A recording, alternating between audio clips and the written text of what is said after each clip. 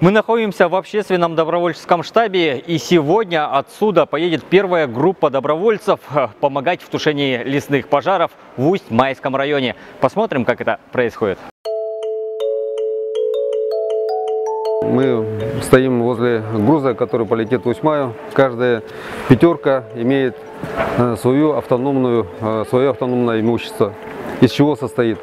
Состоит из 3 РЛО ранцев, на каждую группу по одному генератору, по одной бензопиле и одна мотопомпа.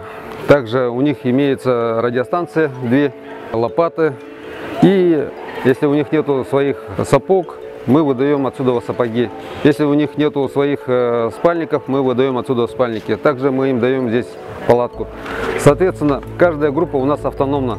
У них имеется все для того, чтобы 10 дней, в которые они будут там находиться, у них была и одежда, и еда. Все у них мы полностью обеспечиваем их.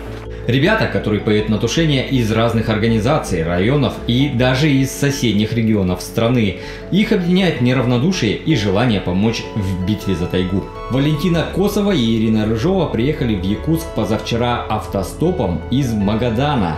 Валентина из Камчатки, а Ирина родом из Уфы. Девушки путешествовали по отдельности, однако, встретившись на одном из турпоходов, решили поехать помогать в тушении. Уже вышло несколько репортажей и всякие разные комментарии, да что они там будут делать, посуду мыть, стриптиз показывать, мужи ищут, в общем, всякий вот такой подобный бред. То есть, как бы, видимо, мужчинам сложно принять тот факт, что женщины тоже бывают и обученные, и опытные, и сильные, и они способны не только посуду мыть, что само по себе не зазорно. Ребята классные, и помочь в готовке еды, помочь, например, помыть посуду, как-то быт сгладить, да, вот этот, ну, блин, ради бога, я буду только рада, если им это облегчит, вот этот тяжелый труд, на который они сейчас собрались. Это очень ответственно, очень серьезно, ребята молодые, классные. Как бы, ну вот всем, чем смогу. Плюс у меня опыт оказания первой помощи в отдаленных районах, сертификат международный есть, да, то есть сбор аптечки, мы вчера все собрали, все проверили. То есть любая помощь, она важна. Тут нет маленьких или больших дел. И если вы считаете, что мыть посуду это, ну, ерунда, блин, ну нет.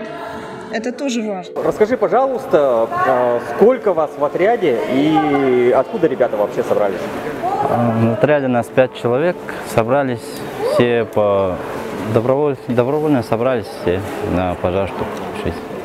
А что вас подвигло вот стать добровольцем и зачем вы это делаете? Ну, чтобы тушить пожар, чтобы не горело все, чтобы небо было чистое.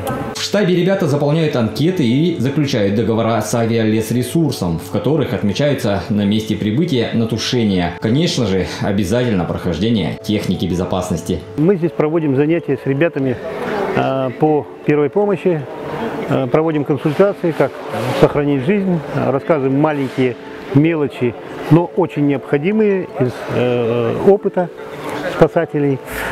Кроме того, здесь у нас есть представитель Ефимов Андрей Николаевич. Он имеет допуск к обучению технике безопасности при работе на пожарах. Он с ними прорабатывает всю инструкцию, как себя вести там. А я и моя напарница Елена Якунина, мы уже работаем непосредственно над тем, как сохранить здоровье, глаза, легкие, как помочь товарищу, как оказать самопомощь, то есть помочь себе, если вдруг остался один, как не заблудиться и прочие такие необходимые премудрости. Бойцы, получив обмундирование и провиант, садятся на автобус, который везет их на место вылета. Перед этим слова напутствия. Так, уважаемые добровольцы, я еще раз хочу от нашего штаба благодарить.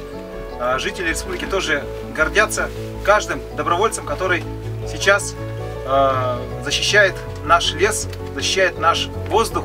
При посадке на вертолет и при высадке соблюдайте безопасность. Мусор в лесу не оставляйте. Это самое главное, да? Вот, вы защищаете нашу природу, и поэтому надо показать им природе свое бережное отношение. Ребятам повезло, до них на вертолетах улетали только 2 группы, которые были задействованы на тушении лесных пожаров на Ленских столбах. Евгений Анатольевич, расскажите, пожалуйста, сколько бортов вообще летает ежедневно, как вообще обстановка состоит вот по обеспечению связи? Ну, в данный момент на территории республики на лесопожарные работы задействованы авиация из различных ведомств. Это авиация РСЧС, авиация Минобороны, авиация МЧС России. Вот сейчас мы убываем в Усьмайский район, где складывается сложная лесопожарная обстановка. Усиливаем группировку, доставляем на пожары спасателей из спас-центров МЧС России. В данный момент только по Усьмайскому району спланирована работа 4 бортов с водосливными устройствами, 2 Би-200 и 2 Ми-8. Для усиления группировки с нами также убывают добровольцы. Доставляем в район материально-технические ресурсы, оборудование, снаряжение. Все это будет оперативно применено для тушения природных пожаров.